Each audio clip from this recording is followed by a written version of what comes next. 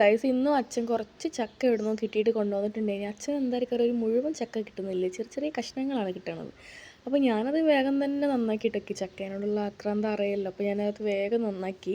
പിന്നെ അത് അമ്മ നല്ല മത്തിയൊക്കെ പൊരിച്ചിട്ടുണ്ടായിന് കേട്ടോ. അത് സാമ്പാറാണ്, സാമ്പാർക്ക് എന്തോ ഇഷ്ടമല്ല, പക്ഷെ എന്നാലും കൂട്ടിടും കുറച്ചൊക്കെ. അപ്പോൾ രാവിലെ അത് കല്ലൂനും മുരിങ്ങേൻ്റെ ഇലയും പരിപ്പൊക്കെ ഇട്ടൊരു കറി വെച്ചിട്ടുണ്ടായിന്, ഞാൻ അതും എടുത്തിട്ടോ. കല്ലൂനും ഇഷ്ടമല്ല സാമ്പാർ.